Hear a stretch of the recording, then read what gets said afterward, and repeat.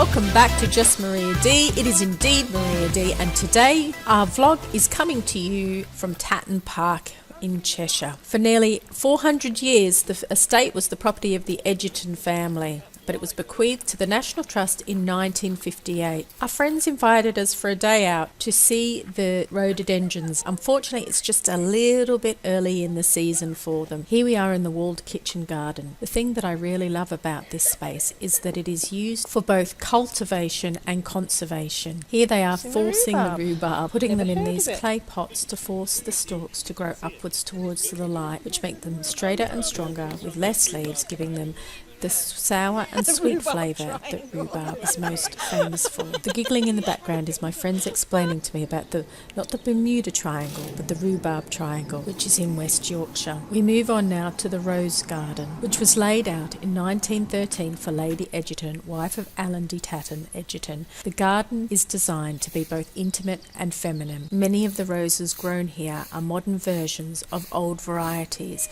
to reflect the sentence style that was typical during the Edwardian era. A fun fact, the gardeners used to have to make sure they completed all their work by 10 a.m. so that the lady could enjoy her garden in peace. It was used as a family recreation area, with bathing happening in the lion pool.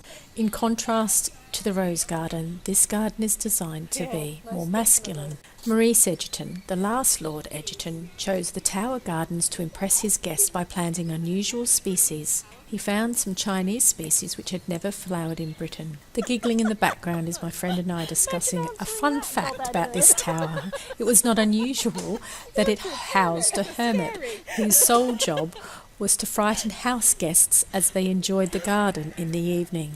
Imagine answering that job advert. The tower was built on what would have been the boundary of the property at the time. It was used as a watchtower to make sure that people weren't stealing sheep from the property. Imagine that being your job, to jump out, to be the hermit that lives in the tower, to jump out to frighten the guests. It's brilliant. Oh dear. Rich people, eh? Not knowing very much about the dawn redwood, I looked it up, and it is said to be one of the most exciting discoveries in the plant world during the last century. And red. They thought that it was extinct, but had been found again in 1946.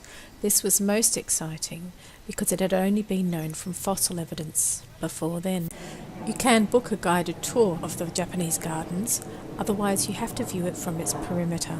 The gardens were said to be the result of Alan de Tatton's visit to the Anglo-Japanese exhibition at the White City in London. The Japanese gardens have an ancient history influenced by Shinto, Buddhist and Taoist philosophies.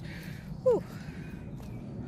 Very nice. Inspired by what he saw there, he decided to introduce a Japanese garden to Tatton, and so arrived a team of Japanese workmen. Yes, one of the finest examples of Japanese gardens in Europe.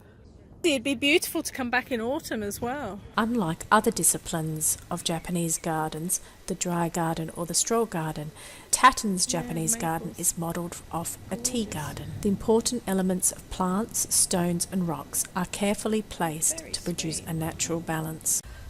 I loved the way the perimeter fences were made from bamboo. I thought that it really helped to keep in with the theme of the Japanese garden. I was particularly taken with this little bucket that hung above the smallest of streams. I thought it was really cute. I love the little bucket to go down into the water. It's gorgeous. It must be magnificent in both spring and autumn, I would imagine. This is the part of the video where it starts to feel a bit Blair Witch Project-ish, with me traipsing through a maze and a camera completely out of focus, completely out of my depth and lost and separated from everybody else. I have no idea where I'm going. And I was certainly the last to find my way through the maze, and I really only got there because boys rescued me. Oh no, where have I gone? Oh, dead end. Oh, I'm in a dead end. Oh, sorry. Thank you.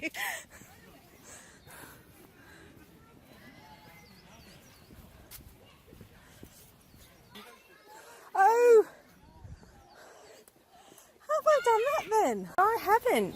So you come through Excuse me. Sorry, mate. You're right, thank you. You take the way. Come back with me. Show me the way. You know what my sense of direction's like. The way.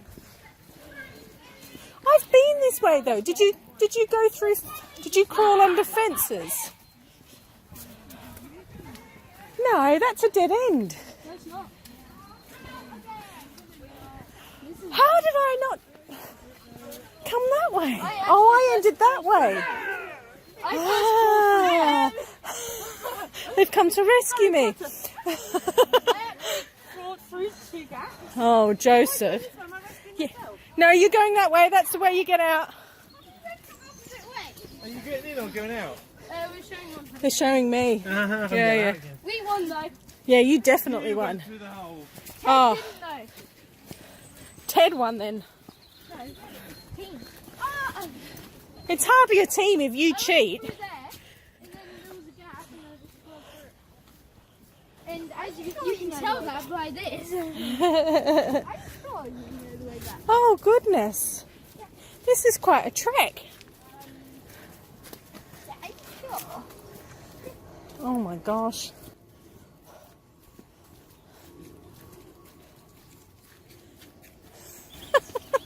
Do we have to come out the same way again now?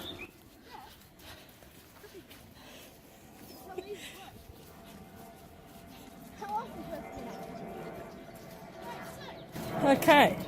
That's a dead end, yeah.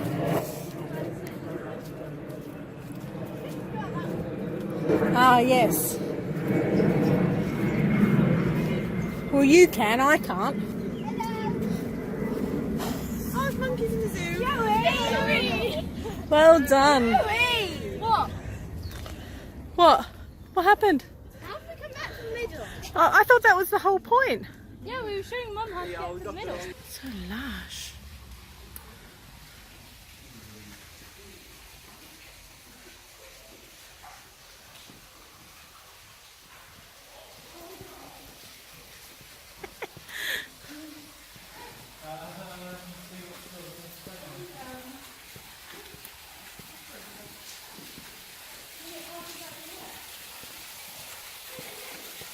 Oh. Joey's found a hermit's cottage.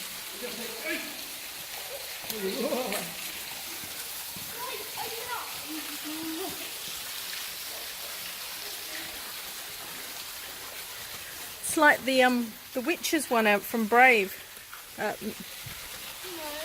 Yeah. Can I get past it without getting wet? Don't know, Ted. Can you get past it without getting wet?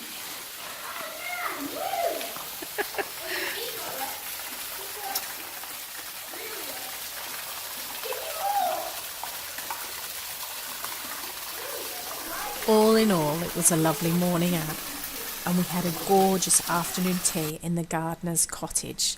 I had a cherry scone with red berry tea and raspberry jam and clotted cream. It was beautiful. And unfortunately no rhododendrons this time, but that sounds like an excuse to come back. Thanks, Tatton.